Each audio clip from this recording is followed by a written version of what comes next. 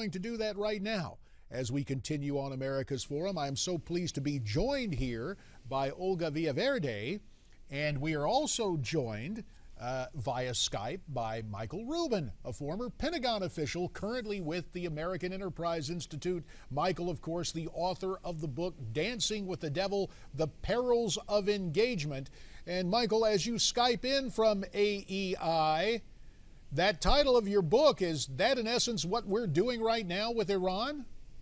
Well, indeed, and Iran was a major case study in my book. I was looking not only at what we say about our negotiations with Iran going back 30 years, but more importantly, what the Iranians say about their own negotiating strategy. What really has scared me is when you look at what the Iranian negotiators have said in Persian, they will look at North Korea as a model to emulate rather than a regime to condemn. And of course, North Korea was the state which achieved nuclear weapons against the backdrop of negotiating not only with the United States, but some of the same individuals who are negotiating with Iran right now. Michael, Israel has made it clear, very clear, that they will not let Iran become a nuclear nation. Now, how does that complicate our goals in trying to get Iran involved in the fight against ISIS? Well, ultimately, what Israel knows is that, and what many of our Arab allies also suspect, is that the Obama administration rather have a bad deal than no deal. When it comes to Iran and its involvement in the fight against ISIS, we hear different things from the Iranian diplomats and the Islamic Revolutionary Guard Corps, which is on the ground now, not only in Iraq and Syria, but also in the Gaza Strip, according to some of the statements by Iranian generals over the last week.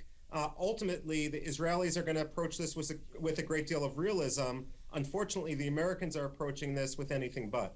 Michael, a friend of this program, Fred Fleitz, recently wrote an article for National Review highlighting the administration's rush to make a deal with Iran before the midterms.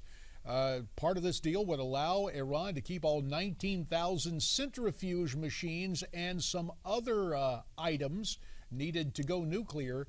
Do you see a deal here still coming up with, fewer than 40 days before the midterms? Well, ultimately, but what really scares me is, and it's indicative of this administration's hostility to the U.S. Constitution, is that as we negotiate a bad deal, a deal that would never get congressional approval, the Obama administration seems intent on bypassing the constitutional role of the Senate to approve any such treaty that we would strike with Iran. That ultimately is very dangerous. If the administration knows that it can't get the deal past the Senate, that the Senate simply doesn't trust the Obama administration's negotiators, ultimately the conclusion there should be negotiate a better deal, not scrap the U.S. Constitution. Now, Michael, keeping the focus now on ISIS, we hear of repeated airstrikes. Yet yesterday, we had reports that ISIS is within a mile of Baghdad. I mean, are we having any success with these airstrikes?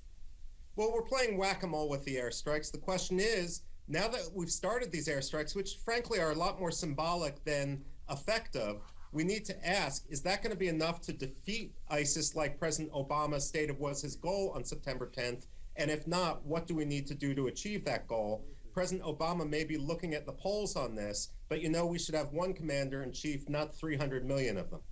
Michael, about 20 seconds for this question before we go to break. Turkey apparently about to join the coalition. If Turkey joins, is that a positive sign? It may be, but I wouldn't be too optimistic. Turkey is renewing its authorization to use force that it implemented 2 years ago, but in those 2 years, it didn't do anything. And Turkey's goal may be less defeat of ISIS and more prevention of the rise of the Kurds. Michael Rubin, we appreciate your assessments. In fact, we appreciate those assessments so much, we're asking you to stay with us as we take a break for just a minute. But we will come back and talk with you more about America's role in the Mideast and the world. More with Michael Rubin straight ahead as this edition of America's Forum continues here on Newsmax TV.